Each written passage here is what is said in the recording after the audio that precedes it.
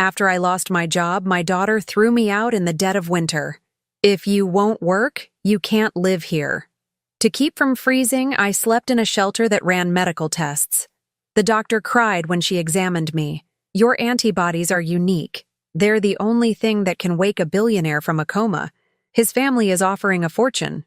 When I saw the check, I fainted. I'm glad to have you here. Follow my story until the end and comment the city you're watching from so I can see how far my story has reached. The pink slip came on a Tuesday morning in November, delivered with the same casual indifference as the morning coffee. 23 years at Henderson & Associates, and Mr. Peterson couldn't even look me in the eye when he handed me that envelope. Budget cuts, Maxine, you understand. I understood all right. At 63, I was expensive insurance and outdated skills wrapped in a body that reminded everyone how long I'd been there. The younger girls with their computer wizardry and social media savvy had been circling my desk like vultures for months. I cleaned out my desk in silence, packing 23 years of my life into a cardboard box. The small cactus Amaya had given me for my birthday 3 years ago went in first, then the photo of her graduation, and finally the coffee mug that read, World's Best Mom, a title I was apparently about to lose along with everything else. The drive to Amaya's house felt longer than usual. Each red light gave me more time to practice what I'd say. How do you tell your only child that you've lost the job that's been your identity for over 2 decades? How do you admit that at 63, starting over feels impossible? Her house sat perfectly manicured in the suburbs, a testament to her husband Derek's success in real estate. The mortgage was hefty, I knew, because she'd complained about it often enough when asking for my help with groceries or the electric bill.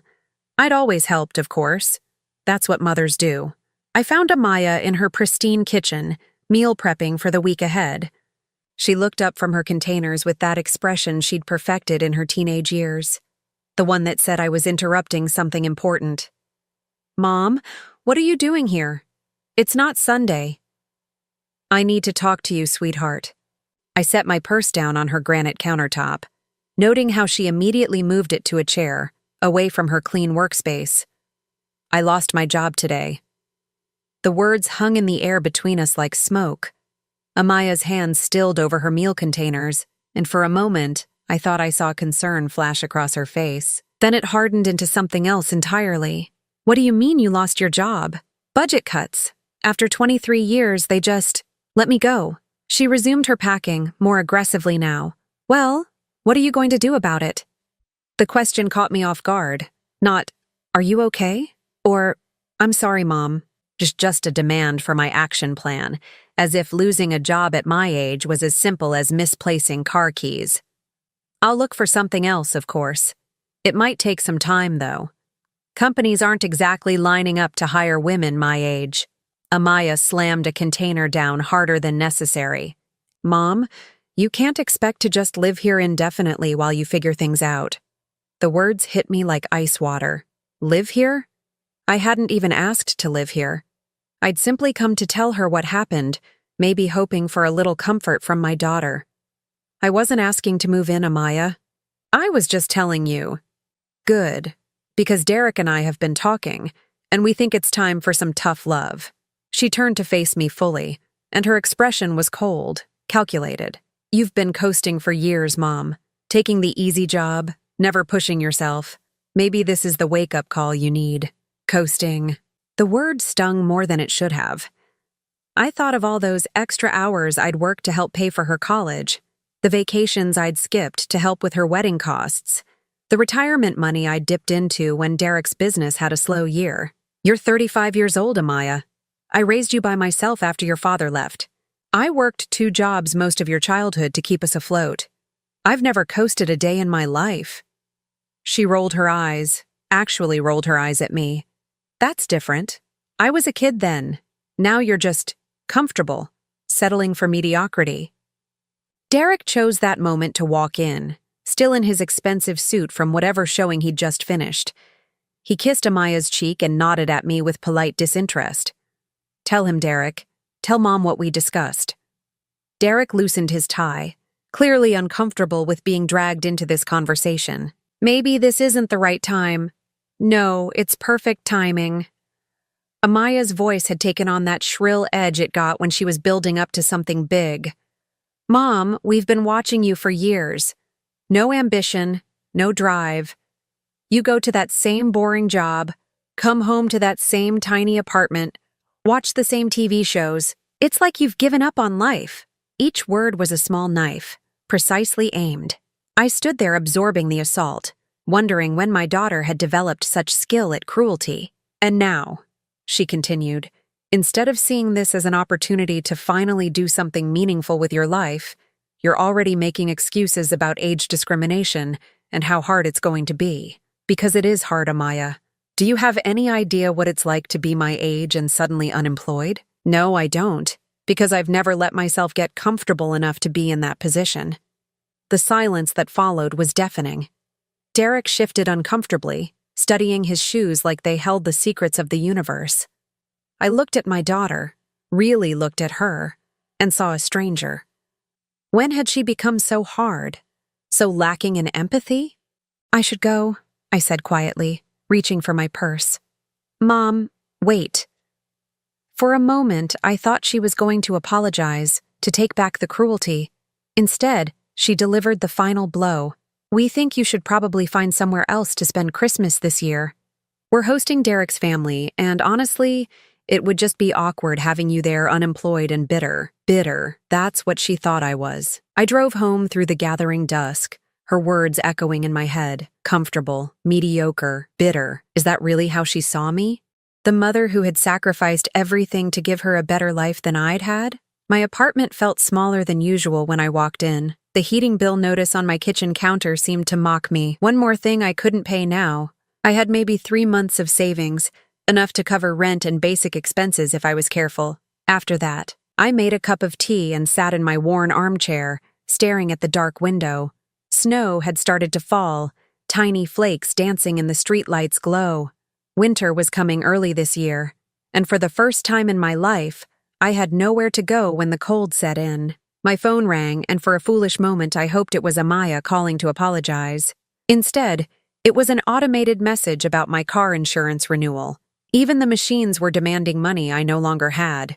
As I sat there watching the snow accumulate on my windowsill, I couldn't shake the feeling that this was just the beginning. That the woman who had raised her daughter to believe family meant everything was about to learn just how little that meant when times got tough. Outside, the wind picked up, rattling my old windows. Winter was definitely coming, and I was about to face it more alone than I'd ever imagined possible. 3 weeks later, I stood outside the Riverside Community Shelter with everything I owned in 2 garbage bags and a battered suitcase. The December wind cut through my thin coat like it was made of paper, and my breath formed small clouds in the frigid air. The job interviews had been a series of polite rejections. We'll be in touch. We've decided to go with someone with more current experience. We're looking for someone who can grow with the company. Each one was another way of saying I was too old, too outdated, too much of a risk. My savings had evaporated faster than I'd calculated. The heating bill, groceries, gas for job interviews, the pharmacy co-pays for my blood pressure medication. It all added up to a number that exceeded my unemployment benefits by hundreds of dollars each month. When I couldn't make December's rent, my landlord had been surprisingly patient. Mrs. Chen had known me for 8 years, had seen me leave for work every morning and return every evening like clockwork. She'd given me an extra 2 weeks, but even her kindness had limits. "I'm sorry, Maxine," she'd said when she handed me the eviction notice. "I wish I could help more, but I have my own bills to pay." I'd called Amaya exactly once since that awful conversation in her kitchen.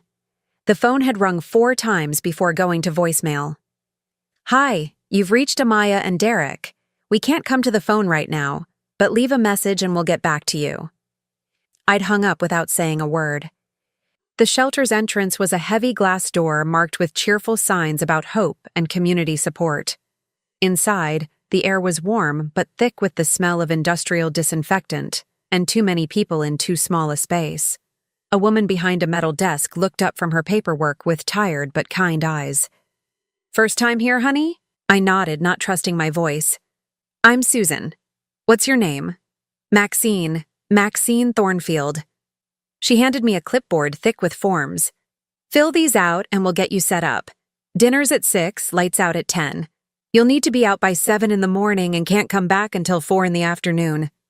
Out? Where am I supposed to go during the day? Susan's expression softened.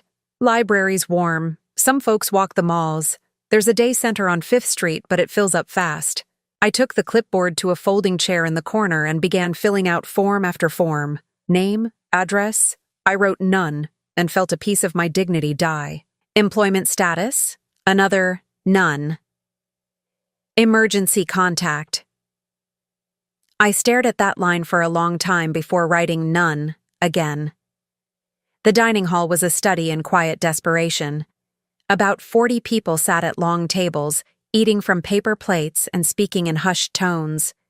I recognized the look in their eyes, the same combination of gratitude and shame I was learning to carry myself. I sat next to a woman who introduced herself as Rosa. She was probably my age, with silver hair pulled back in a neat bun, and clothes that had seen better days but were clean and carefully maintained. "How long have you been here?" I asked, grateful for someone to talk to. 6 months, Rosa replied, stirring her soup slowly. Lost my apartment when my daughter moved her boyfriend in and decided I was cramping their style. The similarity to my own situation made my chest tight. Your daughter? Same as yours, I'd guess from that look on your face. These young ones, they think family obligation only flows one way. From us to them. She took a careful sip of soup. What about you? What brought you here? I told her about the job loss, about Amaya's reaction, about sitting in my cold apartment watching my savings disappear. Rosa listened without judgment, occasionally nodding as if she'd heard variations of this story before. The hardest part, she said when I finished, isn't the cold or the bad food or sleeping on a cot in a room with 20 other women. It's realizing that the people you die for wouldn't cross the street to help you. That night, lying on a narrow cot between Rosa and a young woman who cried quietly into her pillow, I stared at the ceiling and tried to understand how I'd gotten here. 6 months ago, I was Maxine Thornfield, administrative assistant and devoted mother. Now, I was just another homeless woman grateful for a warm place to sleep. The next morning, I spent 8 hours in the public library, reading newspapers and applying for jobs online. By afternoon, my feet hurt from walking around in shoes that needed to be replaced, but would have to last until I could afford new ones. When I returned to the shelter, there was a sign posted by the entrance. Research study volunteers needed. Compensation provided. Susan noticed me reading it.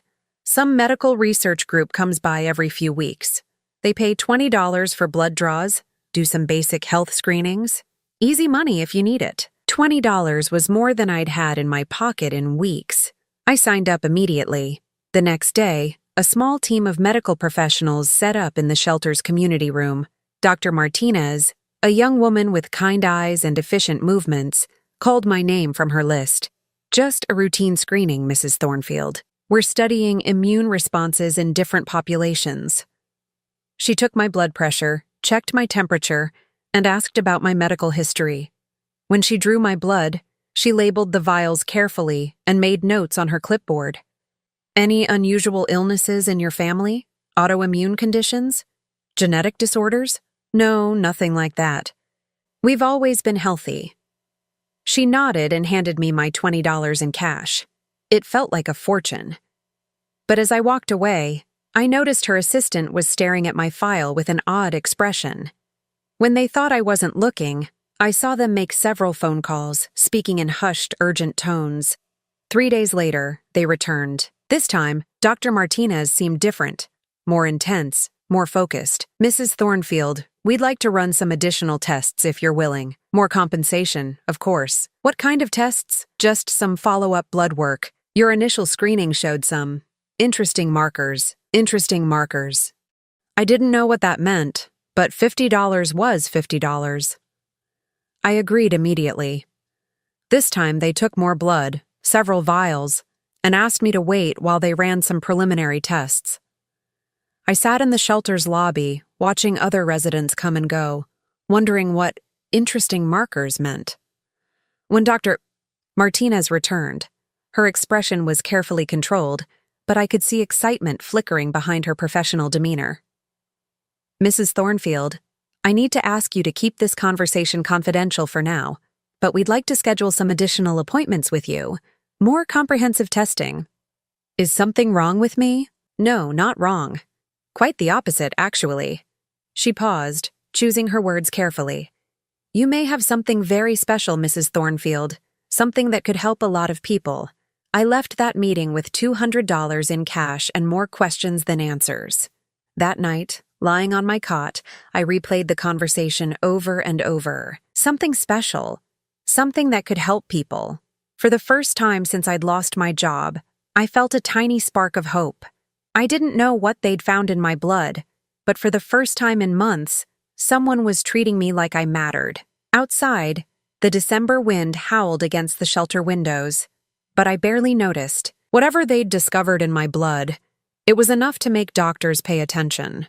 It was enough to make me feel, for the first time in a very long time, that maybe I wasn't as worthless as my own daughter believed. The third appointment wasn't at the shelter. Dr. Martinez had given me an address across town, a gleaming medical complex that looked nothing like the community health centers I was used to. I stood outside the Preston Medical Research Institute feeling completely out of place in my secondhand coat and worn shoes. The lobby was all marble and glass, with expensive artwork on the walls and a receptionist who looked like she'd stepped out of a magazine. I approached her desk hesitantly, clutching the appointment card Dr. Martinez had given me. "I'm here to see Dr. Martinez, Maxine Thornfield." She typed something into her computer, and her perfectly sculpted eyebrows rose slightly. "Of course, Mrs. Thornfield. Please have a seat. Someone will be right with you." The waiting room was filled with leather chairs and coffee table books about medical breakthroughs. I felt like an imposter sitting there, acutely aware that my presence probably lowered the property value of the entire building. "Mrs. Thornfield?" I looked up to see Dr. Martinez, but she wasn't alone. A tall, elegant woman in an expensive suit stood beside her, along with two other doctors I didn't recognize. "Would you come with us, please?" They led me down a hallway lined with offices and into a conference room with a massive table and floor-to-ceiling windows overlooking the city. This definitely wasn't a routine blood draw. Dr. Martinez introduced the other woman as Dr. Carmen Reyes, the director of the institute. Dr. Reyes had the kind of presence that commanded attention. Sharp eyes, perfect posture, and an aura of authority that made me feel even smaller than I already did.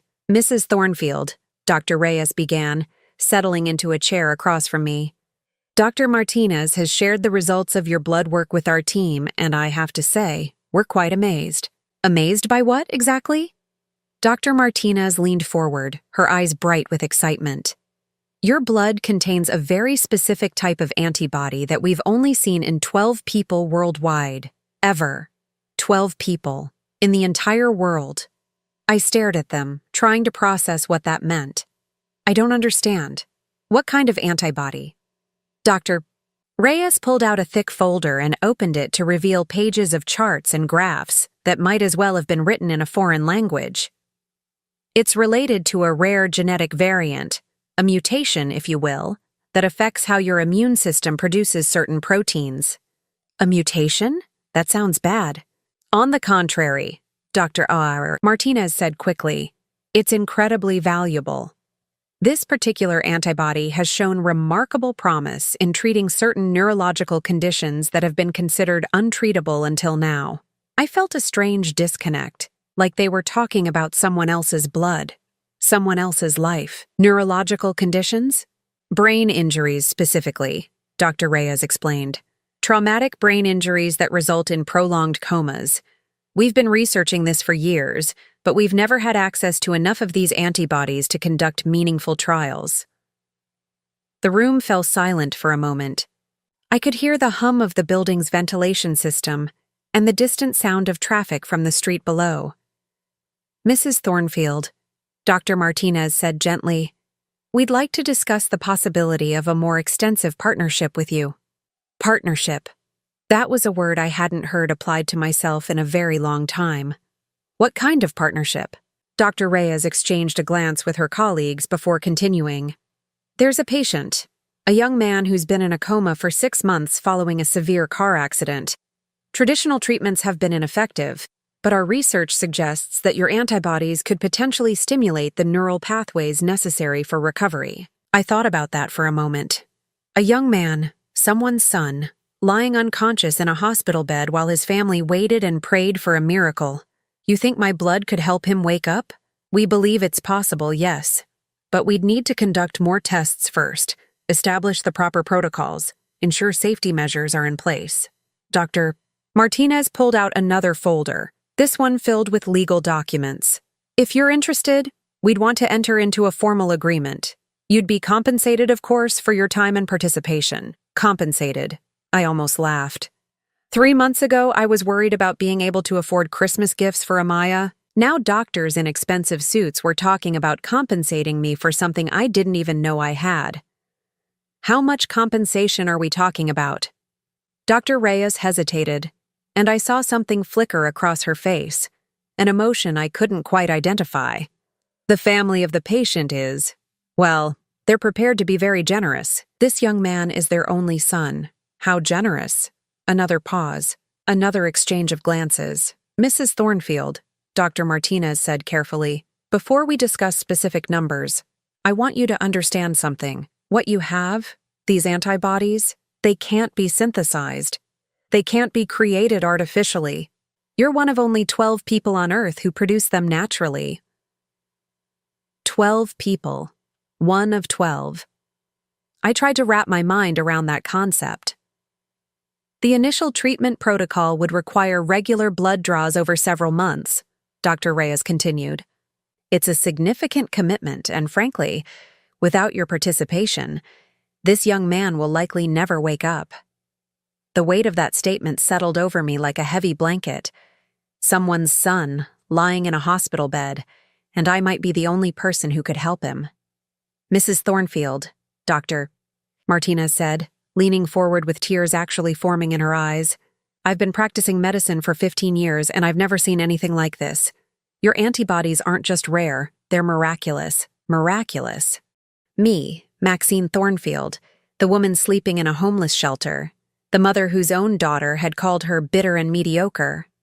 I was miraculous. The family has authorized us to offer $5 million for your participation in the treatment protocol. The number hit me like a physical blow. $5 million. I felt the blood drain from my face, and the room started to spin slightly. 5 million? With the understanding that this is just the beginning, Dr. Reyes added quickly.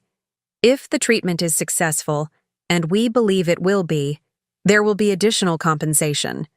Much more substantial compensation. I stared at them, these important doctors in their expensive clothes, talking about numbers that seemed impossible.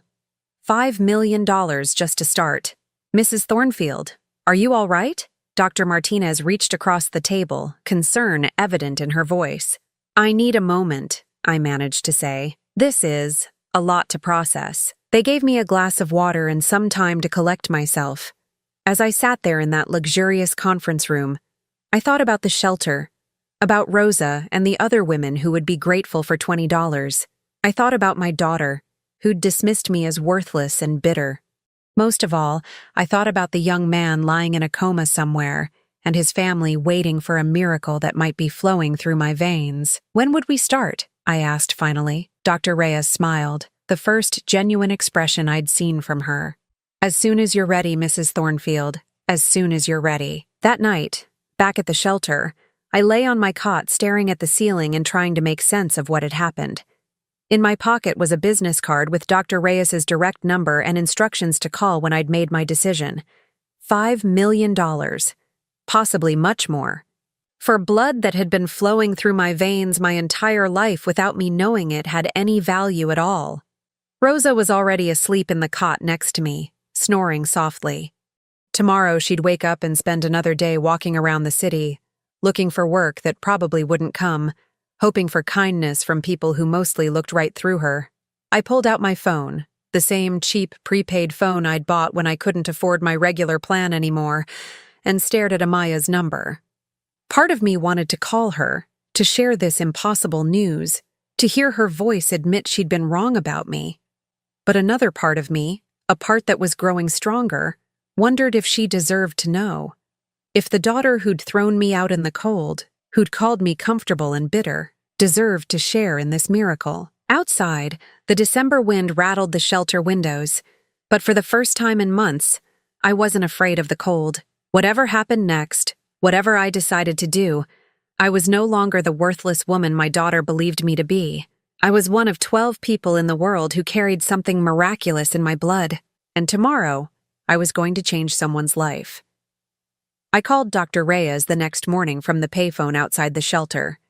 My hands shook as I dialed the number, and I had to start over twice because I kept messing up the digits. "Mrs. Thornfield, I was hoping to hear from you today," Dr. Reyes said when her assistant transferred the call. "Have you had a chance to think about our offer?" "I have some questions first." "Of course. Would you prefer to discuss this in person?" An hour later, I was back in that gleaming conference room, but this time I felt different. Less like an imposter, more like someone who belonged there. Dr. Martinez was there again, along with a lawyer whose presence made everything feel more serious and more real.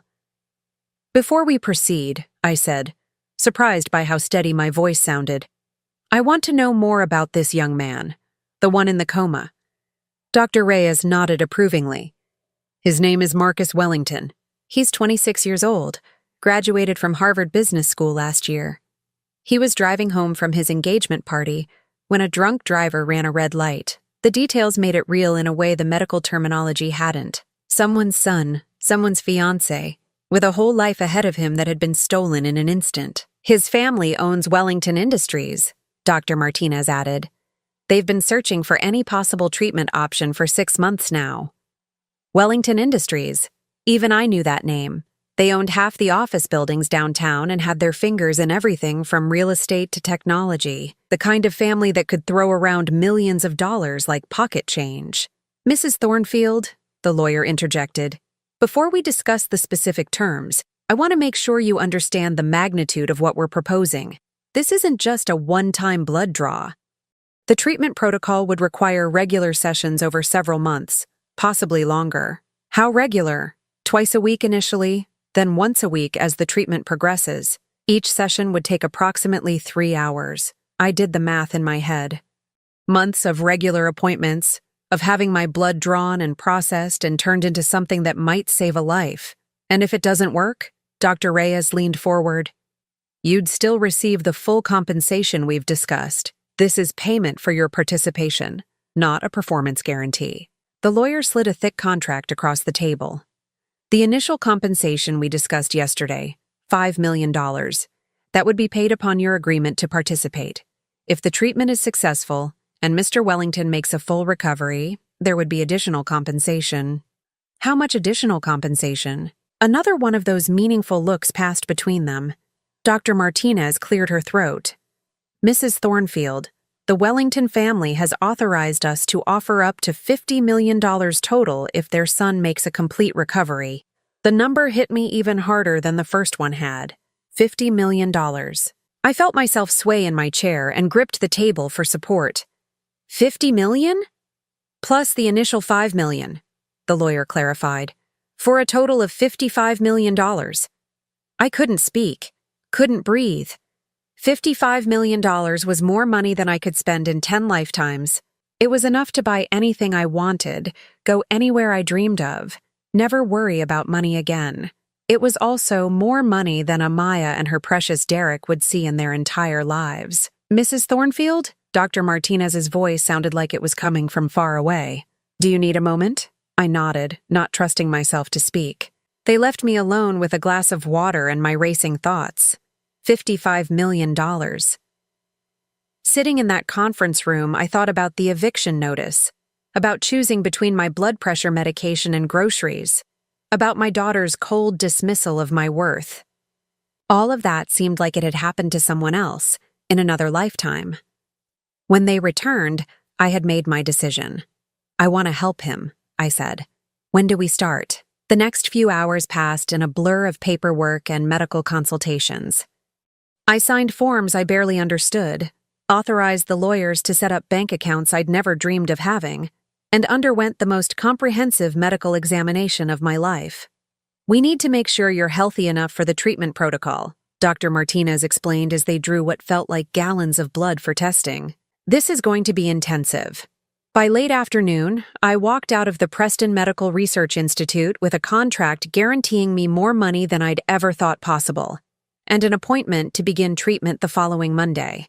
But first, I had something I needed to do. I took the bus to Amaya's neighborhood, the same route I'd taken 3 weeks ago when I'd come to tell her about losing my job. The houses looked the same, perfectly maintained and smugly prosperous, but I felt like a different person walking among them. Amaya's car was in the driveway, along with Derek's BMW. Through the front window, I could see her moving around in the kitchen, probably preparing another one of her elaborate meals. I rang the doorbell and waited. When she opened the door, her expression went through several changes: surprise, irritation, and finally a kind of cold resignation. "Mom, what are you doing here?" "I wanted to tell you something." She sighed heavily, like my presence was an enormous inconvenience. "Derek and I are about to have dinner. Can this wait?" "No, it can't." Something in my tone must have gotten her attention because she stepped back and let me in. Derek was setting the table with their good china, the set I'd helped them buy for their wedding. "Maxine," he said with forced politeness. "How are things going?" "Better than expected, actually. Much better." Amaya crossed her arms. "Did you find a job?" "You could say that." I sat down on their expensive couch without being invited. "I found out I have something very valuable. Something people are willing to pay a lot of money for." Amaya exchanged a look with Derek. I could see them both thinking the same thing, that I'd fallen for some kind of scam, that desperate old women were easy targets for predators. "Mom, please tell me you didn't fall for one of those work-from-home schemes." I almost laughed. "No, sweetie, this is real. Medical research. It turns out my blood contains something extremely rare, something that can help people who are critically ill." "Your blood?" "Antibodies. Very special ones. There are only 12 people in the world who have them." Derek sat down heavily in his chair. "Mom, that sounds like..." "Like what, Derek? Like something too good to be true?" "I thought so too, until they offered me $55 million for my participation in a treatment program." The silence that followed was deafening. Amaya's mouth actually fell open, and Derek's face went completely white. $55 million? Amaya whispered. "Million, with an M." I pulled out the contract folder and set it on their coffee table. "I signed the papers this afternoon. The first payment of $5 million will be in my account by the end of the week." Amaya sank into a chair across from me, staring at the legal documents like they might bite her. "This is real? This is actually real?" "Very real. I start treatment on Monday. There's a young man in a coma, and my blood might be the only thing that can save him." Derek leaned forward, his expression shifting from shock to something that looked almost predatory. "Maxine, this is incredible. Think of what we could do with money like that. We could pay off the mortgage, maybe buy that vacation home we've been looking at." "We?" I interrupted. The single word hung in the air like a challenge. Derek's face reddened as he realized what he'd just said. "I mean, this is wonderful news for the family," he backtracked. "For you, of course." I looked at my daughter, who was still staring at the contract with a mixture of disbelief and naked greed. This was the moment I'd been waiting for without realizing it. The moment when she would show me who she really was. "Mom," she said slowly, "I know we had some harsh words a few weeks ago, but you have to understand." "What do I have to understand, Amaya? We were just trying to motivate you, to help you reach your potential." Her voice was taking on that wheedling tone she'd perfected as a teenager when she wanted something. "We never meant for you to end up in that awful place. That awful place. The shelter where I'd met Rosa and learned what real kindness looked like from people who had nothing to give. You threw me out in the middle of winter because you said I had no ambition. Because I was comfortable and mediocre and bitter. Mom, please. We were wrong, okay? We can see that now. I stood up, collecting my contract folder. You were wrong about a lot of things, Amaya, but you were right about one. What's that? I looked around their perfect living room, with its perfect furniture and perfect family photos that would never include me again. You were right that I needed a wake-up call. Just not the kind you thought. I walked to the door, pausing with my hand on the handle. Behind me, I could hear Amaya's sharp intake of breath, the scrape of Derek's chair as he stood up. Mom, wait. Where are you going? I turned back to face them both. Somewhere I'm wanted. Somewhere I matter. Somewhere people understand my worth. And with that, I walked out of their perfect house and into my new life, leaving them to contemplate the fortune they'd thrown away when they threw me away. The bus ride back to the shelter felt like a victory lap. Tomorrow, I would start treatment to save a young man's life. Next week, I would be a millionaire. But tonight, I was still Maxine Thornfield, and for the first time in months, that felt like enough. The first $5 million arrived in my new account on a Friday morning in January. I knew because Dr. Reyes called me personally to confirm the transfer. Mrs. Thornfield, everything has gone through successfully. Your first treatment session with Marcus is scheduled for Monday morning at 9. I was sitting in the shelter's common room, surrounded by the usual morning chaos of people preparing to leave for another day of wandering the city. Rosa was beside me, carefully folding her few belongings into a canvas bag. Thank you, I said into the phone, aware that everyone around me was probably wondering who would call someone at a homeless shelter about anything important. After I hung up, Rosa looked at me with curious eyes. Good news? I nodded, not trusting myself to speak. $5 million. It was sitting in an account with my name on it, earning more interest in a day than I used to make in a month. I'm going to be moving out soon, I told her. Found a place? Something like that. That afternoon, I took a taxi to a real estate office in the better part of town. The receptionist looked surprised when I walked in wearing my shelter clothes, but I'd learned not to care about those looks anymore. I'd like to speak to someone about buying a house, I said. The woman behind the desk hesitated, clearly sizing up my appearance against the likelihood that I could afford anything they had for sale. Perhaps you'd be interested in our rental listings. No, I want to buy. Cash. That got her attention. 20 minutes later, I was sitting across from Margaret Hartwell, a well-dressed woman in her 50s who specialized in luxury properties. What's your budget, Mrs. Thornfield? $2 million, maybe 2.5 if it's the right place. Aunt Margaret's eyebrows rose, but she was professional enough to hide her surprise quickly.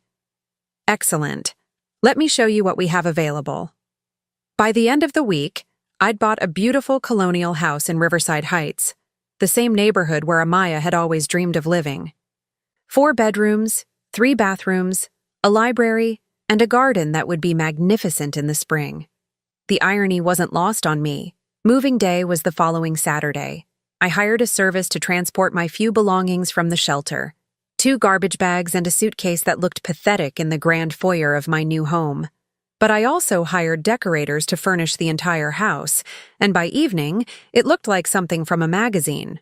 I was standing in my new kitchen, still marveling at the granite countertops and stainless steel appliances, when the doorbell rang. Through the front window, I could see Derek's BMW in my driveway. I took my time answering the door, pausing to check my reflection in the hallway mirror. I was wearing new clothes, a cashmere sweater and wool slacks that probably cost more than Amaya's monthly grocery budget. My hair had been professionally styled that morning, and for the first time in months, I felt like I looked the way I deserved to look. Amaya stood on my front porch with Derek slightly behind her, both of them staring up at my house with expressions of barely concealed amazement. "Mom," Amaya said, her voice carefully controlled. "This is beautiful. Thank you. Please come in." I led them through the foyer into the living room, enjoying the way their eyes widened at the elegant furniture, the artwork, the obvious expense of everything they saw. "How much did this cost?" Derek asked, then caught himself. "I mean, it's lovely." $2.3 million, I said casually, settling into my new leather armchair. The decorator said I got a good deal. They sat on the sofa across from me, looking uncomfortable and out of place in my perfectly appointed living room. It was a reversal that felt deeply satisfying. "Mom," Amaya began, "I wanted to apologize again for how we handled things before. We were wrong to—" "You were wrong about everything," I interrupted. "Wrong about my worth, wrong about my potential, wrong about what I deserved." Amaya's face flushed, but she pressed on. "We know that now, and we want to make it right. How exactly do you plan to do that?" Derek leaned forward, his expression earnest. "We've been thinking, and we realized we should have been more supportive, more understanding." "More understanding of what, Derek?" "Of your situation, your circumstances." I almost laughed. My circumstances. As if being 63 and suddenly unemployed was some kind of character flaw rather than a reality millions of people faced. "My circumstances have changed," I said, dramatically. "We can see that," Amaya said, glancing around the room, "and we're so happy for you. Really." The silence stretched between us. I could see them both calculating, trying to figure out how to approach what they'd really come for. "Mom," Amaya said finally, "Derek and I have been having some financial difficulties lately." There it was, the real reason for their visit. "What kind of difficulties?" Derek shifted uncomfortably. "The housing market has been tough. My commissions are down about 60% from last year. And we overextended ourselves a bit on the house," Amaya added. "The mortgage is becoming difficult to manage." I nodded sympathetically. "That sounds stressful." "It is," Derek said quickly. "We're actually facing foreclosure if we can't catch up on the payments." "How much do you owe?" They exchanged a glance before Amaya answered. "About $80,000. Between the mortgage arrears and the credit cards. $80,000. 6 months ago, that would have seemed like an impossible sum. Now it was less than the interest I'd earned in the past week. That is a lot of money," I said. "We were wondering," Derek continued, "given your recent success, if you might be able to help us out. As a loan, of course. We'd pay you back." I leaned back in my chair, studying them both. My daughter and her husband, sitting in my $1 million living room, asking me to save them from the financial ruin they'd created for themselves. "A loan," I repeated. "With interest," Amaya said quickly. "Whatever rate you think is fair?" "And what collateral would you offer for this loan?" They looked confused. "Collateral? What would you put up to guarantee repayment? Banks don't make unsecured loans for that amount." Derek's face reddened. "We're family, Maxine. Surely we don't need to treat this like a business transaction." "Family." I let the word hang in the air. When I was sleeping in a homeless shelter, were we family then? Amaya's eyes filled with tears. "Mom, please. We made mistakes, but we're trying to fix things. You're trying to fix your financial problems. There's a difference." I stood up and walked to the window, looking out at the garden where snow still covered the dormant flower beds. In a few months, everything would be green and blooming. New life growing from what looked dead and worthless. "I'll make you a deal," I said, turning back to face them. Hope flickered in both their faces. "I'll pay off your mortgage and your credit cards. All of it." "Mom, thank you so much." I held up my hand. "I'm not finished. In exchange, you both write me a letter acknowledging exactly what you said to me the day you threw me out. Every cruel word, every dismissive comment, every moment you made me feel worthless and unwanted." The hope in their faces flickered uncertainly. "And then you explain in detail why you were wrong. Not just wrong about my potential for financial success, but wrong about my worth as a person and as your mother." Derek frowned. "I don't understand. What would be the point of that?" "The point, Derek, is that you both need to understand the damage you caused, the pain you inflicted, the cruelty you showed to someone who had spent her entire adult life putting you first." Amaya was crying now, real tears this time. "We know we hurt you, Mom. We're sorry. Sorry isn't enough. You need to understand why what you did was unforgivable." "Unforgivable?" Amaya's voice was barely a whisper. "You didn't just refuse to help me when I was desperate. You kicked me when I was down. You took pleasure in making me feel small and worthless." I sat back down, my voice steady and calm. You treated me like garbage, and when I ended up living like garbage, you felt justified in your cruelty. The truth of it hung in the room like smoke. Derek looked uncomfortable, shifting in his seat and avoiding my eyes. Amaya was staring at her hands, tears dripping onto her designer jeans. If you want my help, I continued, you'll write those letters. Detailed, honest letters acknowledging exactly what kind of people you revealed yourselves to be. And if we don't? Derek asked. I smiled, and it wasn't a warm expression.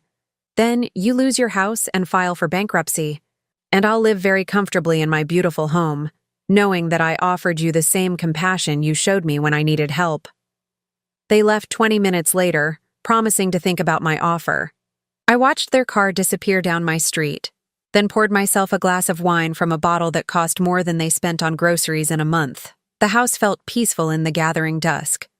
My house, bought with money I'd earned for having the one thing they could never understand, genuine value that went deeper than appearances or social status. Outside, the first streetlights were coming on, casting long shadows across my perfectly manicured lawn. Tomorrow, I would continue the treatments that were slowly bringing Marcus Wellington back to consciousness.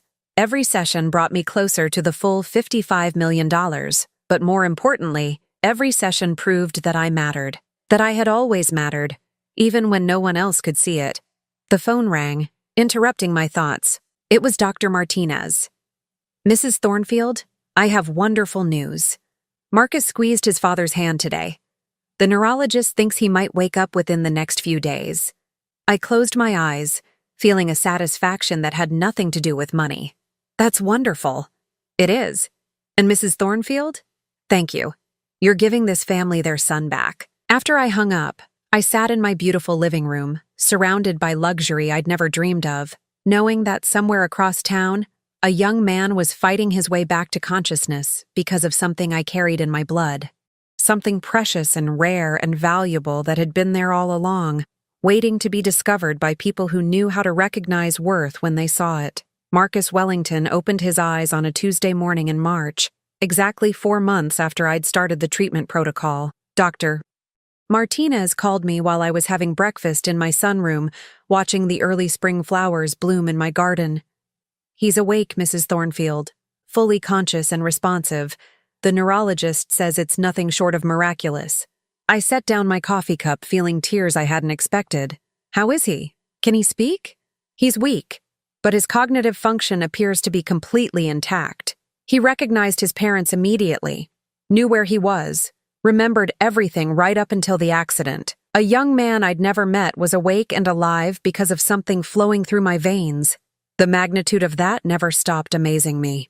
Mrs. Thornfield, Dr. Martinez continued, the Wellington family would like to meet you, if you're willing. They'd like to thank you personally. I agreed, and 2 days later, I found myself in Marcus Wellington's private hospital room. He was propped up in bed, still pale and thin from months of unconsciousness, but his eyes were clear and alert. His parents, Jonathan and Patricia Wellington, were exactly what I'd expected.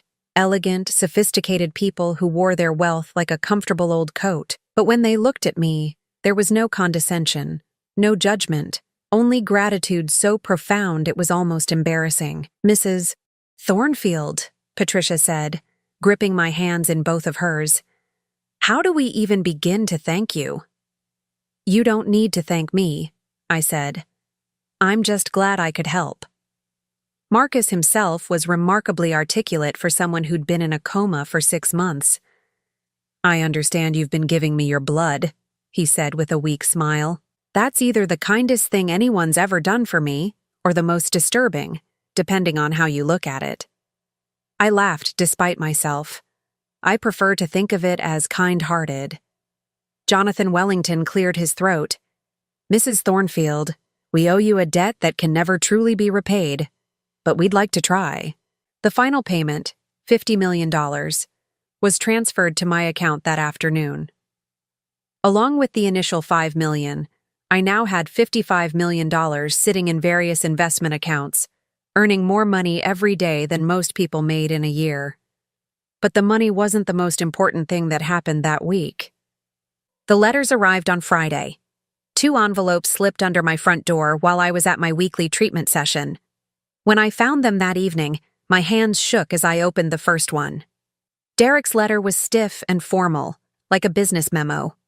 He acknowledged that he'd been unsupportive and perhaps overly harsh in his judgment of my situation. He apologized for any misunderstanding and hoped we could move forward as a family. It was exactly what I'd expected from him, the minimum effort required to get what he wanted, with no real understanding of the pain he'd caused. Amaya's letter was different. "Dear Mom," it began, and I could see tear stains on the paper. "I have started this letter 100 times, and each time I realize how inadequate words are for what I need to say. You asked me to write down exactly what I said to you, and so I will, even though it makes me sick to remember. I called you comfortable and mediocre. I said you had no ambition, no drive. I told you that you were bitter and that I didn't want you at Christmas because it would be awkward having you there unemployed. But the worst thing I said, the thing that keeps me awake at night, is when I told you that you didn't know how to take care of me, so I didn't want you near my baby. Mom, I was wrong about everything. Not just wrong about your ability to become wealthy, but wrong about who you are as a person. You worked 2 jobs for most of my childhood. You sacrificed vacations, new clothes, and your own comfort to make sure I had everything I needed. When Dad left, you never once made me feel like it was my fault or like I was a burden. You just worked harder and loved me more. When I graduated from college, you were in the front row cheering. When I got married, you spent money you didn't have to help pay for my wedding. When Derek's business was struggling, you took money out of your retirement account to help us, and you never once made us feel guilty about it. You were never comfortable or mediocre. You were a single mother doing the best she could with limited resources. You were never bitter. You were tired from carrying burdens that should have been shared. I threw you out in the middle of winter not because you weren't contributing, but because I was ashamed of your circumstances. I was afraid my friends would judge me for having a mother who wasn't successful in the ways they respected. I was selfish and cruel, and I used tough love as an excuse for my own embarrassment. The truth is, I have never been half the woman you are. I have never sacrificed for anyone the way you sacrificed for me. I have never shown the strength and resilience you've shown your entire life. When you were sleeping in that shelter, I told myself you were learning a lesson, but I was the one who needed to learn. I needed to learn that a person's worth isn't measured by their bank account or their job title. I needed to learn that family means standing by each other when times are hard, not just when times are good. I don't deserve your forgiveness and I don't expect it, but I needed you to know that I understand now what kind of daughter I've been. And I'm ashamed. You raised me to be better than this.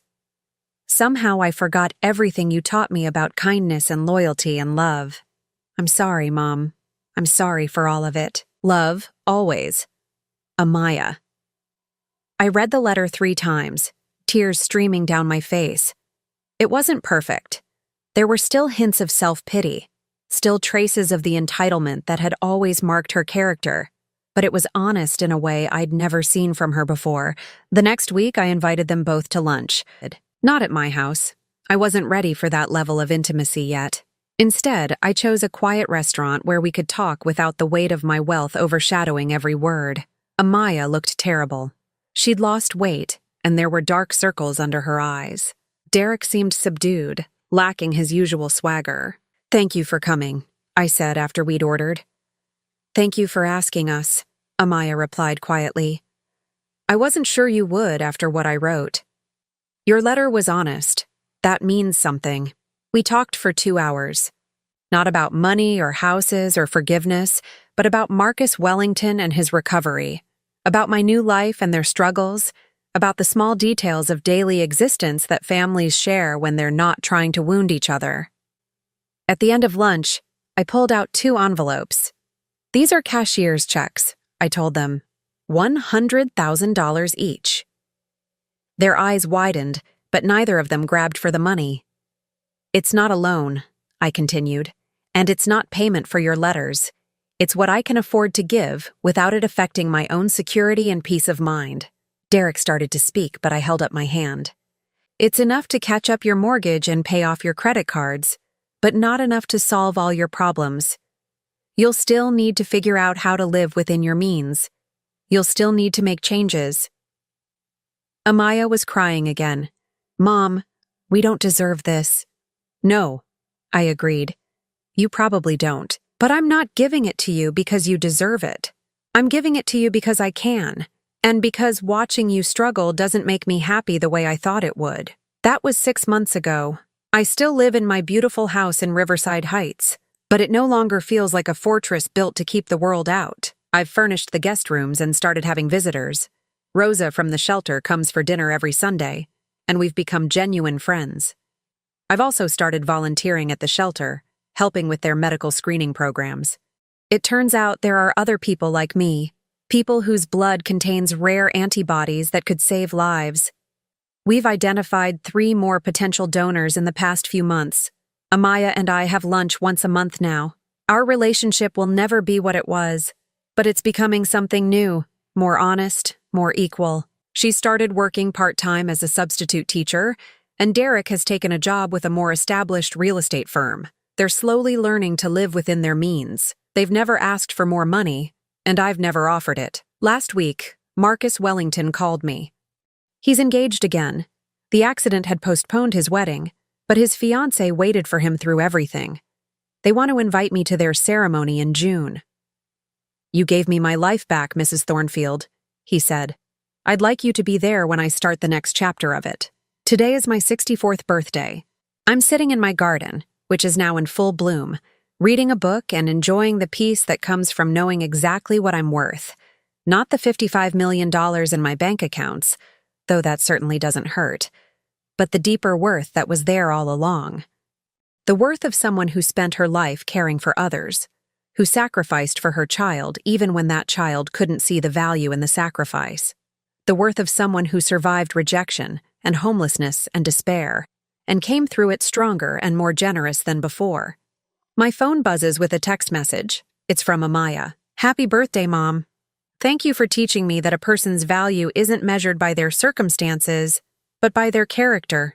I'm still learning, but I'm trying to be the daughter you deserved all along. I smile and put the phone aside. The afternoon sun is warm on my face and the garden is alive with the sound of bees and birds. Somewhere in the city, Marcus Wellington is planning his wedding and living the life my blood helped give back to him. Somewhere else, my daughter is learning to be a better person. And here in my garden, I am exactly where I belong. Not because of the money, though I'm grateful for the security it provides, but because I finally understand what I should have known all along. That I was never worthless, never mediocre, never bitter. I was just a woman whose value hadn't been recognized yet. Now it has been, and the peace that comes with that recognition is worth more than all the money in the world. The flowers in my garden sway gently in the afternoon breeze, and for the first time in 64 years, I am completely, perfectly content with exactly who I am. Now, I'm curious about you who listened to my story. What would you do if you were in my place? Have you ever been through something similar? Comment below. And meanwhile, I'm leaving on the final screen 2 other stories that are channel favorites, and they will definitely surprise you. Thank you for watching until here.